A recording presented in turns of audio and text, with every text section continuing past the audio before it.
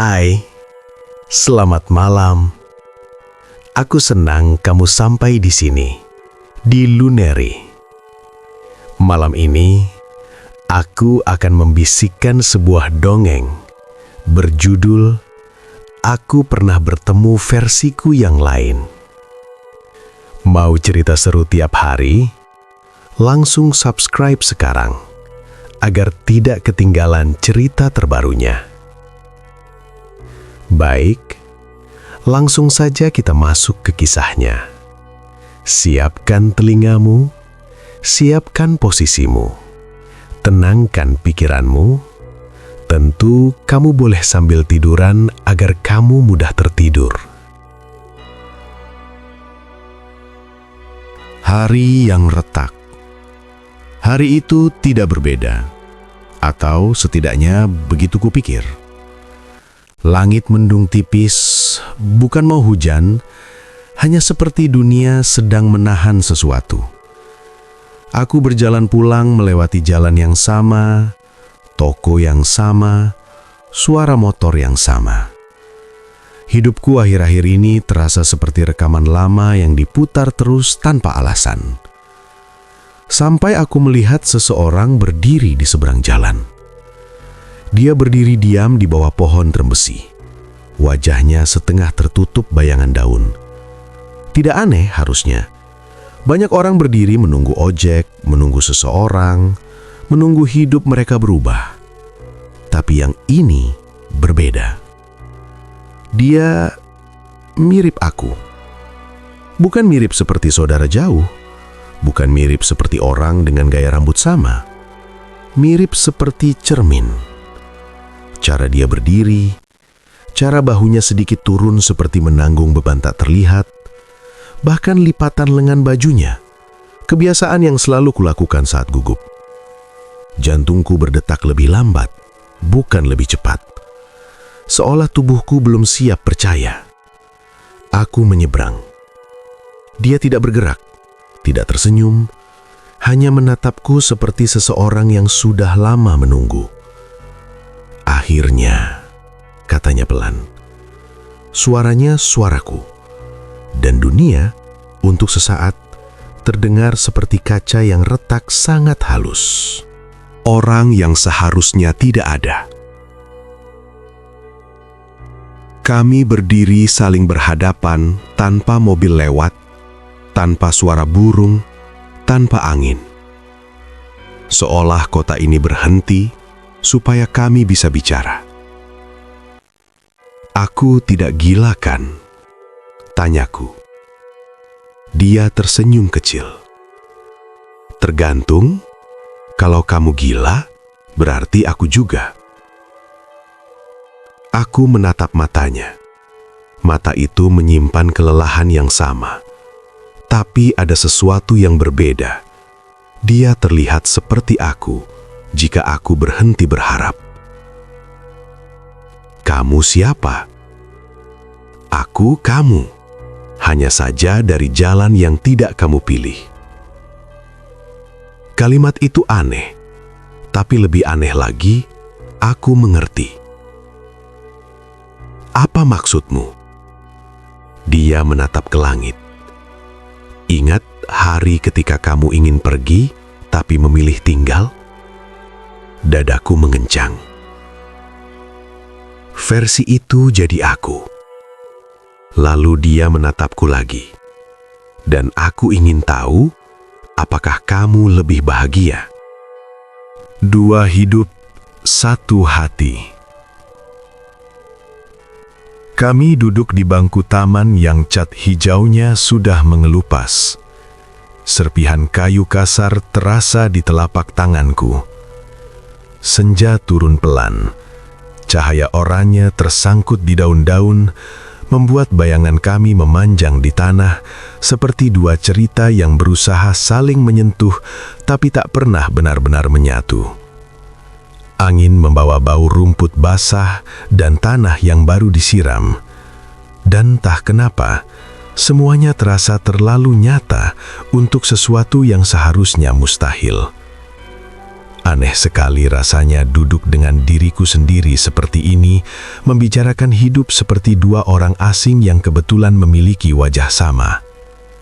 Cara dia menunduk, kebiasaan menggigit bagian dalam pipi saat berpikir, jari yang tak sadar mengetuk pelan di lutut, semua gerakan kecil itu adalah kebiasaanku.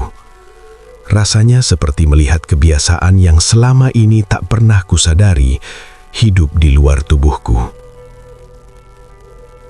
Aku tidak pernah pergi, kataku akhirnya. Suaraku lebih pelan dari yang kuinginkan, seperti pengakuan, bukan pernyataan. Aku tahu, jawabnya. Suaranya tenang, tapi lelah. Aku yang pergi. Kalimat itu jatuh di antara kami seperti batu kecil di air tenang. Tidak keras, tapi gelombangnya menjalar jauh. Dia mulai bercerita tentang kota lain yang lampunya tak pernah benar-benar padam, tentang kamar sempit di lantai 3 dengan dinding lembab dan jendela yang menghadap tembok gedung sebelah, tentang pekerjaan yang dulu terlihat seperti tangga menuju mimpi, tapi ternyata hanya lorong panjang yang tak mengarah kemana-mana. Tentang makan malam yang sering dingin karena tak ada yang benar-benar menunggu di seberang meja. Sepi itu aneh, katanya pelan.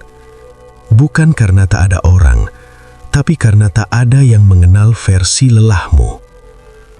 Aku menatap sepatu kami, bahkan lecet di ujungnya hampir sama. Tapi kamu mengejar mimpimu kan? Tanyaku, mencoba menemukan sesuatu yang bisa kusebut kemenangan. Dia tertawa kecil, bukan tawa bahagia, lebih seperti hembusan nafas yang menyerah. Lucu ya, kadang mimpi hanya indah saat belum kita sentuh. Dari jauh dia bercahaya, dari dekat dia cuma benda biasa yang menuntut kita jadi orang lain. Aku menelan ludah. Dadaku terasa seperti cermin yang pelan-pelan retak. Kalau kamu? Tanyanya balik. Aku memandang langit yang mulai gelap. Hidupku aman, stabil. Semua orang bilang aku beruntung. Aku berhenti sebentar. Tapi sering terasa seperti aku sedang menjaga hidup orang lain, bukan menjalaninya. Sunyi duduk di antara kami. Bukan sunyi kosong, sunyi yang penuh hal-hal yang tak sempat jadi. Dua versi, dua pilihan, dua penyesalan berbeda. Tapi detak di dada kami tetap satu ritme. Apakah kita masih merindukan hal yang sama? Tanyaku. Pertanyaan itu keluar begitu saja, seperti nafas yang terlalu lama kutahan. Senja hampir habis, menyisakan warna ungu pucat di langit, dan lampu taman mulai menyala satu persatu, redup dan ragu, seperti tidak yakin malam benar-benar akan datang. Dia tidak langsung menjawab. Tatapannya jatuh ke tanah, ke daun kering yang terjebak di sela sepatunya. Ujung jarinya saling menggenggam, lalu melepas, kebiasaan lama saat perasaan terlalu penuh untuk ditampung kata-kata. Ada beberapa luka, katanya pelan akhirnya, yang tetap ikut kemanapun kamu pergi. Angin lewat, dingin tipis menyusup ke kerah bajuku. Aku tahu luka mana yang dia maksud. Kami bahkan tidak perlu menyebut namanya. Nama itu seperti kaca. Sekali diucapkan, semuanya bisa pecah lagi. Wajah yang dulu begitu akrab, tawa yang pernah jadi rumah. Seseorang yang tidak tinggal, bukan karena tak ingin, tapi karena hidup kadang memilih arah tanpa bertanya. Kenangan itu tidak datang sebagai gambar jelas, tapi sebagai rasa, kosong di sisi kiri dada. Seperti ada ruang yang dulu ditempati seseorang, lalu ditinggalkan tanpa sempat ditutup pintunya. Kamu pernah melupakannya? Tanyaku, hampir berbisik. Seolah jika suaraku sedikit lebih keras, kenangan itu akan benar-benar muncul di antara kami. Dia menggeleng pelan. Tidak, aku hanya belajar hidup sambil membawanya. Bukan jawaban yang menenangkan, tapi jujur. Membawa ternyata berbeda dengan terjebak. Di matanya, aku tidak melihat kehancuran, hanya lelah yang sudah berdamai dengan keberadaannya sendiri. Lalu, aku pikir kalau aku pergi cukup jauh, kota baru, orang baru, hidup baru, rasa itu akan tertinggal. Tapi ternyata tidak begitu cara hati bekerja. Dia tidak peduli jarak. Dia cuma tahu siapa yang pernah jadi bagian dari kita. Aku menatap tanganku sendiri di pangkuan. Garis-garis di telapak itu sama seperti miliknya. Sama seperti dulu saat tangan ini pernah menggenggam tangan seseorang yang kini tinggal ingatan. Berarti sejauh apapun aku lari, setinggi apapun aku naik, sedalam apapun aku menggubur masa lalu, aku tetap akan jadi aku. Dan mungkin menerima itu bukan kekalahan, hanya cara lain untuk akhirnya pulang ke diri sendiri. Pertanyaan yang tidak pernah kutanyakan. Kenapa kamu menemuiku? Tanyaku. Pertanyaan itu akhirnya keluar setelah lama hanya berputar di kepalaku. Sejak awal pertemuan ini, aku terlalu sibuk terkejut, terlalu sibuk mendengarkan, terlalu sibuk menghindari satu kemungkinan, bahwa dia tidak datang tanpa alasan. Dia tidak langsung menatapku. Pandangannya lurus ke depan, ke jalan setapak taman yang mulai kosong. Langkah orang-orang menjauh, suara mereka memudar, seperti dunia sengaja memberi ruang bagi percakapan yang tidak seharusnya terjadi ini. Dia menghela napas panjang. Bukan napas lelah karena berjalan jauh, tapi napas seseorang yang sudah lama memikul sesuatu sendirian. Karena aku ingin memastikan satu hal, katanya. Apa? Suaraku terdengar kecil, seperti anak kecil yang sudah tahu jawabannya mungkin akan menyakitkan. Dia menoleh, matanya, mataku, tidak marah, tidak sedih, hanya jujur dengan cara yang membuatku ingin berpaling.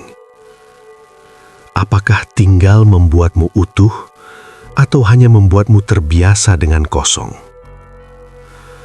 Kata-kata itu tidak terasa seperti suara, lebih seperti sesuatu yang masuk pelan ke dada, lalu menyebar, mencari tempat yang selama ini sengaja tidak kusentuh.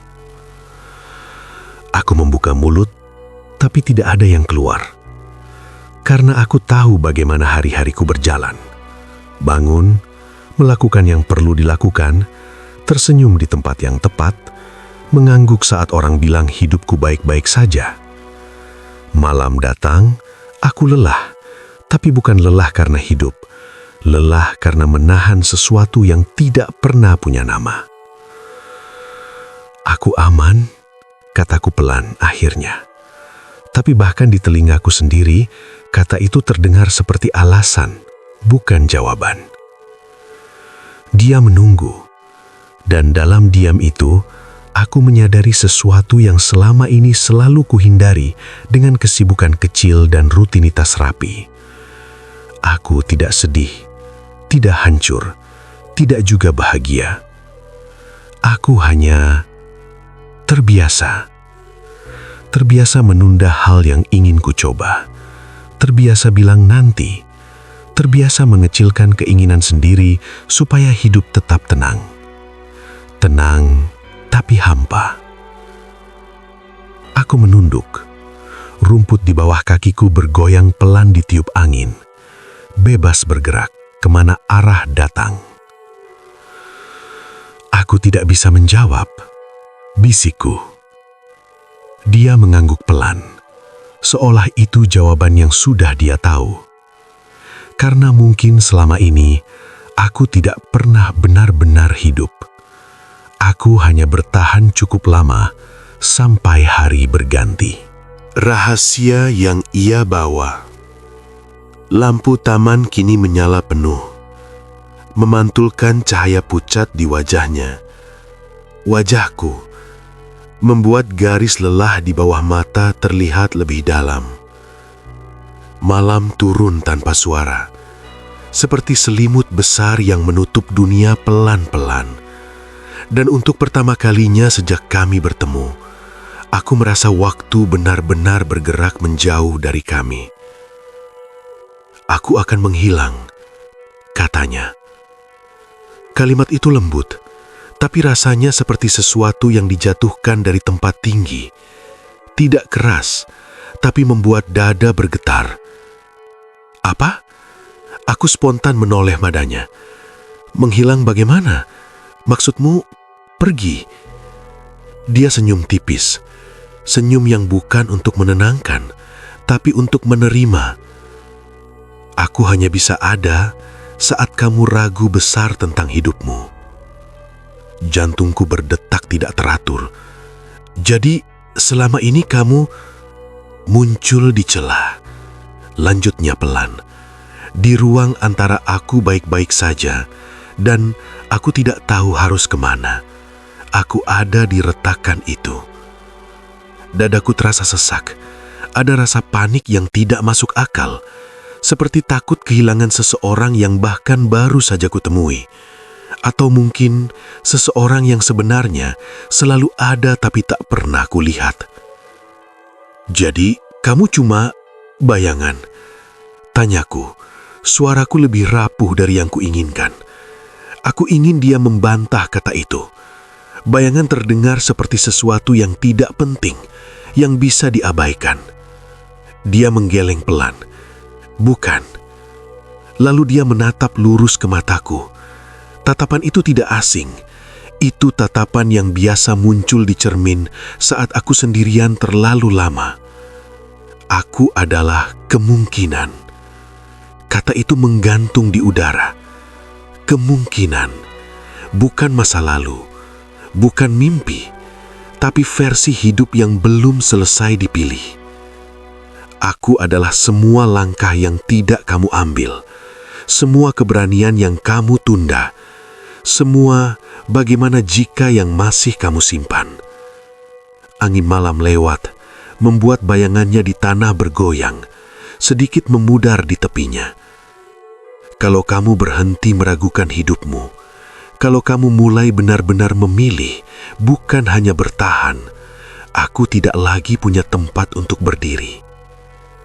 Itu bukan ancaman, bukan juga perpisahan yang dramatis, hanya hukum sunyi tentang hati. Kemungkinan hidup di keraguan dan lenyap saat seseorang akhirnya berani hidup nyata. Aku menatapnya, dan untuk pertama kalinya, aku tidak hanya melihat diriku, aku melihat semua yang masih bisa terjadi. Sentuhan yang nyata. Aku tidak ingat siapa yang lebih dulu bergerak. Mungkin aku. Mungkin dorongan kecil dari dalam dada yang takut waktu akan menutup kesempatan ini tanpa aba-aba. Tanganku terangkat pelan. Ragu. Seperti menyentuh permukaan air yang tak bisa kulihat dasarnya. Jari-jariku mendekati lengannya. Lengan yang bentuknya sama. Kulit yang warnanya sama. Bekas luka kecil di pergelangan yang juga kupunya. Aku menyentuhnya. Hangat. Bukan hangat imajiner. Bukan sensasi kosong seperti menyentuh udara. Ada suhu, ada berat, ada tekanan balik dari tubuh yang nyata. Jantungku berdegup keras.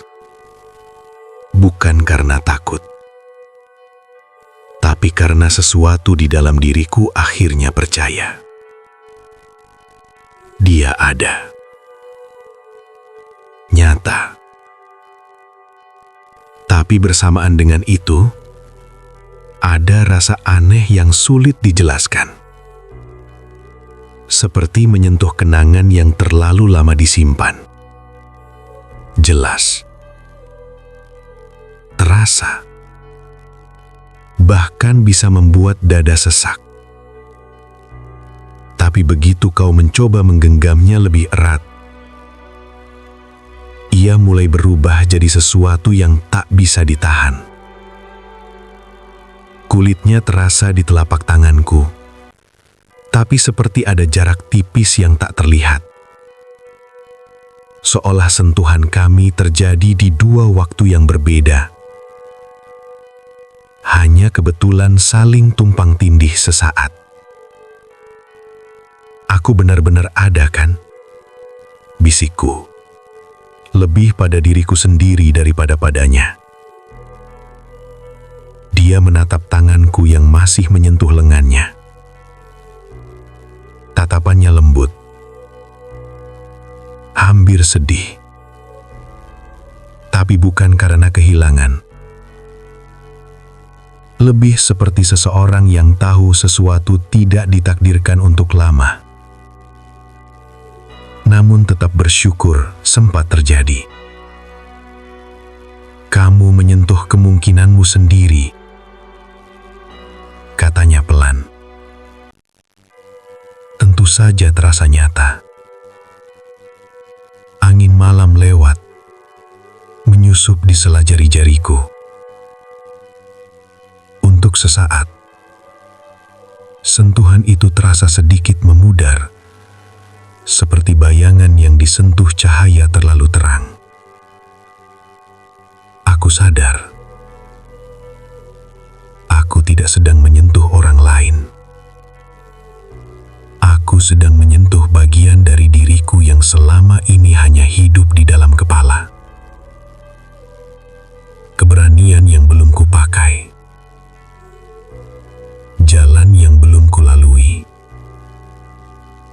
Hidup yang belum sempat kucoba. Dan seperti kenangan, seperti mimpi yang hampir bangun, ia ada. Ia berarti,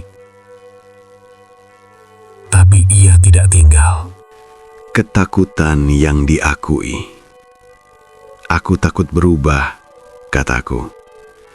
Kata-kata itu keluar tanpa pertahanan, tidak dibungkus logika, tidak disamarkan candaan.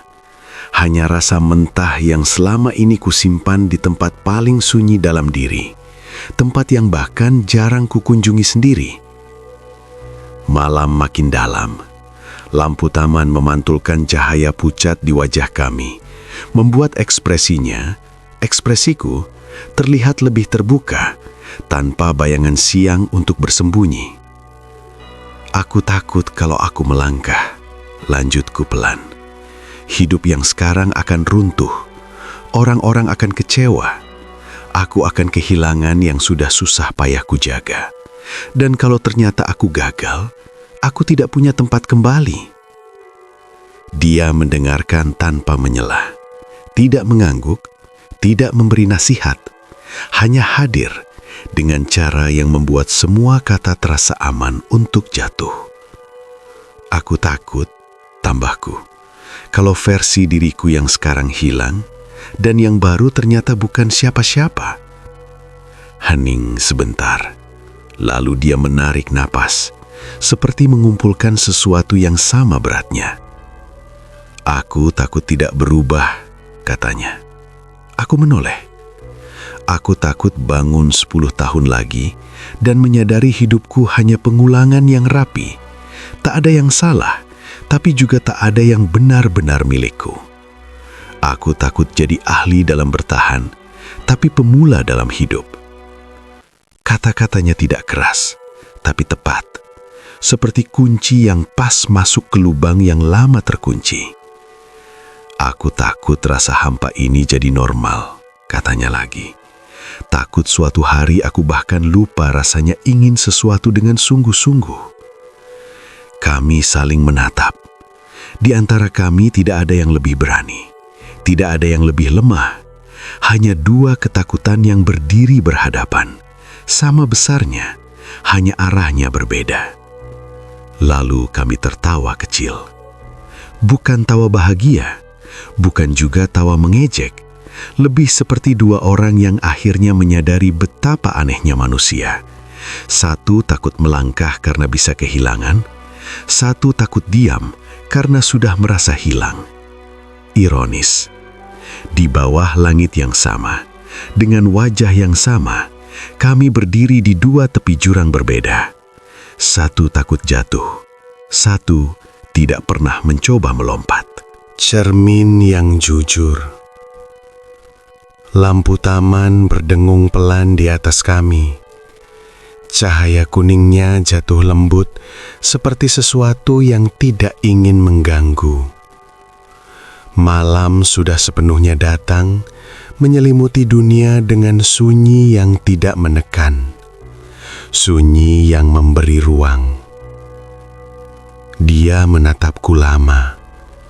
Tidak seperti orang menilai, tidak seperti orang mencoba mengerti, tapi seperti cermin yang tidak memantulkan wajah, melainkan isi yang selama ini kusembunyikan, bahkan dari diri sendiri. "Kamu tidak kurang," katanya. Kalimat itu sederhana, tidak puitis, tidak dramatis. Tapi entah kenapa, rasanya seperti sesuatu di dadaku yang selama ini tegang, akhirnya diberi izin untuk turun. Selama ini aku selalu merasa ada bagian dari diriku yang tertinggal. Kurang berani, kurang cepat, kurang hebat, kurang seperti orang-orang yang tahu arah hidup mereka. Perasaan kecil tapi terus-menerus itu seperti suara latar yang tak pernah benar-benar diam. "Kamu juga tidak salah," lanjutnya. Kata salah itu menyentuh tempat yang lebih dalam lagi. Semua keputusan yang tak kuambil, semua kesempatan yang kulewatkan, semua hari yang terasa biasa saja. Selama ini, diam-diam aku menganggapnya kegagalan kecil yang dikumpulkan pelan. Seolah hidupku adalah versi yang keliru dari sesuatu yang seharusnya bisa lebih. Air mataku turun tanpa izin. Bukan tangis keras, hanya aliran hangat yang jatuh pelan, seperti tubuhku sendiri yang memutuskan untuk melepaskan sesuatu sebelum aku sempat menahannya. Aku tidak menangis karena sedih. Aku menangis karena untuk pertama kalinya, tidak ada yang menuntutku jadi versi lain. Tidak ada yang membandingkan, tidak ada yang mendesak, tidak ada yang berkata aku terlambat. Yang ada hanya seseorang yang adalah aku, yang melihat seluruh kegagalan, ketakutan, penundaan, dan kelelahan itu, dan tetap tidak berpaling. Tatapannya tidak meminta perubahan, tidak menuntut pembuktian, hanya menerima. Dan anehnya, disitulah untuk pertama kalinya, aku merasa mungkin aku bisa berubah bukan karena benci pada diriku sekarang, tapi akhirnya aku berhenti memusuhinya. Apa yang harus kulakukan? Pertanyaan itu keluar dengan suara yang lebih jujur dari yang pernah kugunakan sepanjang hidupku. Bukan pertanyaan untuk mencari trik, bukan untuk solusi cepat, tapi pertanyaan yang datang dari tempat paling dalam, tempat di mana seseorang akhirnya lelah berpura-pura tahu arah. Dia tidak langsung menjawab. Tatapannya menahanku, bukan keras, bukan menghakimi, hanya dalam. Seolah dia sedang melihat seluruh garis hidupku sekaligus. Keputusan-keputusan kecil, ketakutan yang tak pernah kuakui, mimpi yang kusimpan rapi agar tidak mengganggu kenyamanan.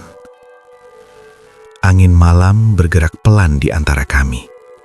Daun-daun berdesir, seperti bisikan dunia yang tidak ikut campur. Apa yang harus kulakukan? Ulangku lebih pelan, hampir seperti anak kecil yang tersesat tapi akhirnya mau bertanya arah.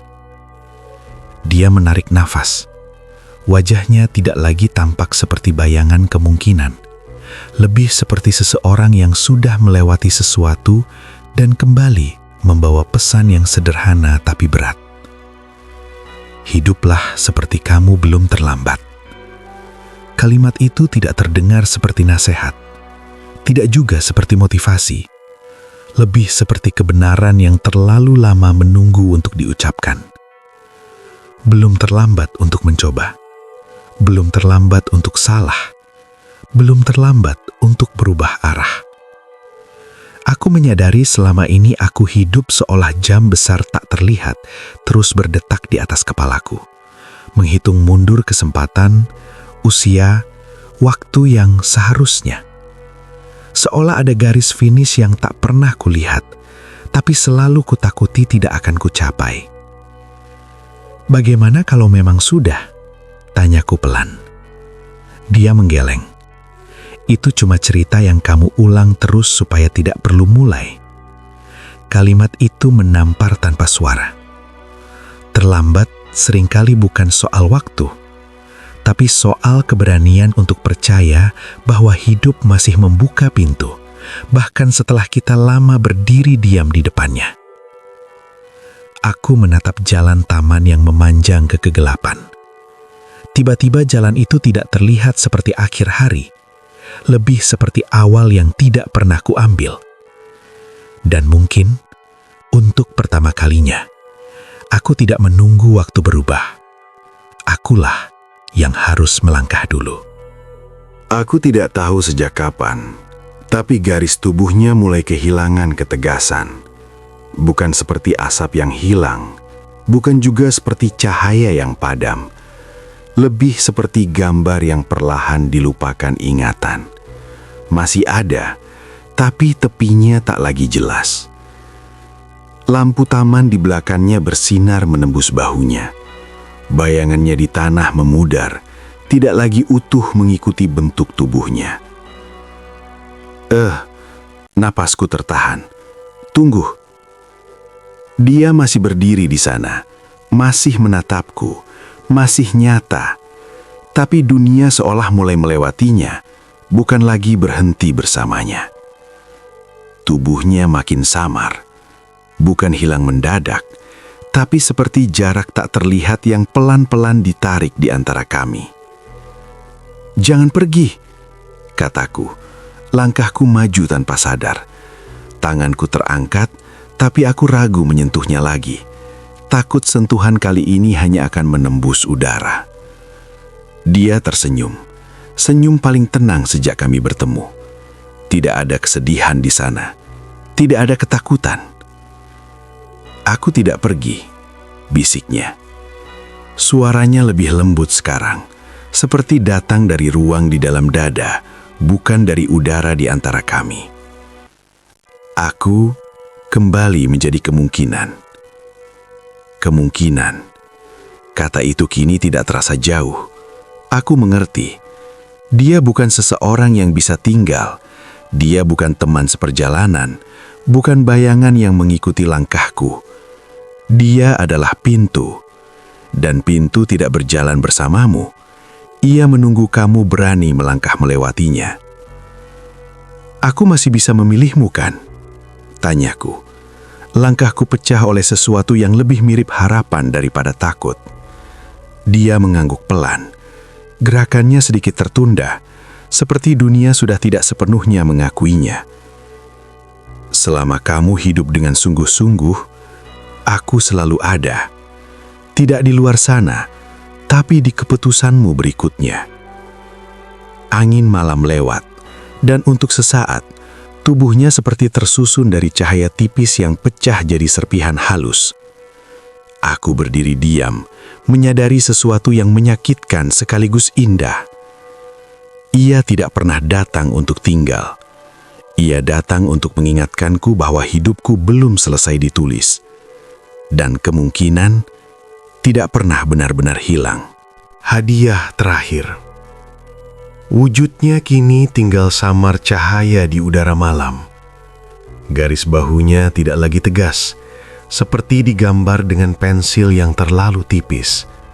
Tapi matanya, mataku, masih jelas. Masih penuh sesuatu yang tidak bisa disebut hanya sebagai harapan. "Apa kamu bahagia?" Tanyanya untuk terakhir kali. Pertanyaan itu tidak terdengar seperti ujian, tidak seperti tuntutan. Lebih seperti seseorang yang ingin menitipkan sesuatu sebelum benar-benar melepas. Aku tidak langsung menjawab. Selama ini aku selalu mengira bahagia adalah tujuan besar, sesuatu yang harus kuraih utuh atau tidak sama sekali. Tapi berdiri di sini, di antara kemungkinan yang memudar dan hidup yang menunggu, aku sadar mungkin itu bukan cara kerjanya. Aku menarik napas panjang. Udara malam masuk dingin ke paru-paruku, nyata, membumi. "Belum," kataku jujur. Kata itu tidak terasa memalukan, tidak terasa seperti kegagalan. "Belum," ulangku pelan. Tapi aku ingin mencoba. Untuk pertama kalinya, kalimat itu tidak terdengar seperti janji kosong. Ada niat di sana. Ada gerak kecil yang mulai hidup.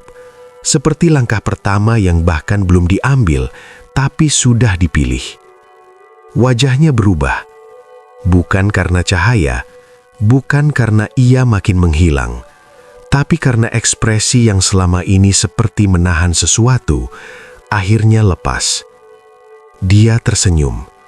Senyum yang tidak lebar, tidak dramatis, tapi utuh, damai, seperti seseorang yang akhirnya bisa berhenti khawatir. Dan anehnya, melihat senyum itu, aku merasa seperti menerima sesuatu yang tak bisa disentuh, restu dari diriku sendiri. Tidak ada pesan terakhir, tidak ada perpisahan panjang. Hanya senyum itu yang berkata tanpa kata, itu sudah cukup. Dan untuk pertama kalinya, aku percaya mencoba mungkin lebih penting daripada langsung bahagia. Setelah ia hilang, aku tidak tahu tepat kapan ia benar-benar lenyap. Tidak ada kilatan, tidak ada suara. Tidak ada tanda bahwa sesuatu yang mustahil barusan terjadi di tempat ini. Hanya udara malam yang kembali terasa biasa, lampu taman yang berdengung pelan, dan langkah-langkah orang asing yang terus melintas tanpa tahu apapun. Aku berdiri sendirian di taman. Bangku di sebelahku kosong. Cat hijaunya mengelupas sama seperti tadi. Daun kering masih menempel di tanah. Dunia tidak berubah. Tapi aku berubah. Tadi, ada sesuatu di dadaku yang seperti lubang. Ruang hampa yang selama ini kututup dengan rutinitas, dengan alasan, dengan kalimat nanti saja. Kekosongan itu selalu ada, seperti ruangan gelap yang tak pernah berani kumasuki. Sekarang, rasanya berbeda. Dadaku tidak kosong seperti tadi. Bukan penuh juga. Bukan dipenuhi jawaban, bukan dipenuhi keberanian besar yang tiba-tiba muncul. Tapi ada ruang yang terasa hidup. Seperti tanah yang baru digali, masih berantakan, tapi siap ditanami sesuatu. Seperti jendela yang lama tertutup, lalu dibuka sedikit, cukup untuk udara masuk. Aku menarik napas. Untuk pertama kalinya, napas itu tidak terasa seperti kewajiban tubuh, tapi pilihan. Lampu taman memantulkan bayanganku sendiri di tanah. Hanya satu sekarang. Tidak ada versi lain berdiri di sampingku. Tidak ada kemungkinan yang berbentuk manusia. Tapi anehnya, aku tidak merasa sendirian. Karena ia tidak benar-benar pergi. Ia hanya kembali ke tempat asalnya. Di antara keputusan-keputusan kecil yang menungguku besok pagi. Aku menatap jalan keluar taman. sama seperti ribuan kali sebelumnya. Tapi kali ini, jalan itu tidak terasa seperti jalur pulang menuju hari yang sama. Ada ruang untuk mencoba lagi. Bukan mencoba menjadi orang lain, bukan mencoba hidup yang sempurna, hanya mencoba satu langkah yang jujur dan membiarkan hidup bertemu denganku di tengah jalan. Hari berikutnya datang tanpa musik latar, tanpa langit yang tiba-tiba lebih cerah. Matahari tetap terbit seperti biasa. Cahaya masuk lewat jendela dengan cara yang sama seperti ratusan pagi sebelumnya. Tapi ada sesuatu yang berbeda. Bukan di dunia, di caraku memandangnya. Aku duduk di tepi tempat tidur beberapa saat lebih lama dari biasanya. Bukan karena malas, bukan karena lelah, tapi karena untuk pertama kalinya, aku tidak langsung berlari ke hari hanya karena harus. Aku berpikir tentang satu hal kecil yang selalu kutunda. Hal yang tidak spektakuler, tidak akan mengubah hidup dalam sehari, tapi cukup jujur untuk membuatku sedikit takut setiap kali memikirkannya. Hari itu, aku melakukannya. Bukan keputusan besar, bukan lompatan dramatis. Tidak ada orang yang bertepuk tangan. Tidak ada yang sadar betapa berat langkah kecil itu bagiku. Hanya satu langkah jujur. Satu pesan yang akhirnya kukirim. Satu kesempatan yang akhirnya kucoba. Satu iya kecil pada hidup yang selama ini kutanggapi dengan nanti. Dan anehnya, dunia tidak runtuh. Langit tidak pecah. Hidup tidak langsung jadi mudah. Tapi di dalam dada, ada pergeseran halus. Seperti pintu yang selama ini terkunci dari dalam, akhirnya dibuka sedikit. Untuk pertama kalinya, aku merasa tidak sedang menunggu hidup terjadi. Aku sedang ikut bergerak bersamanya. Bukan versi diriku yang tinggal karena takut kehilangan. Bukan versi yang pergi hanya untuk membuktikan sesuatu, tapi yang memilih sekarang. Versi yang tidak sempurna, masih ragu, masih belajar, tapi hidup. Dan mungkin itulah yang selama ini hilang. Bukan arah besar, tapi keberanian kecil untuk hadir sepenuhnya di langkah hari ini. Setiap cerita punya waktunya sendiri untuk berhenti, tapi maknanya sering tinggal lebih lama dari durasinya. Kalau bagian ini terasa dekat, mungkin itu karena kita semua pernah ada di titik yang sama. Belajar memahami, menerima, lalu pelan-pelan melangkah lagi. Terima kasih sudah menemani sampai akhir. Sampai bertemu di cerita berikutnya.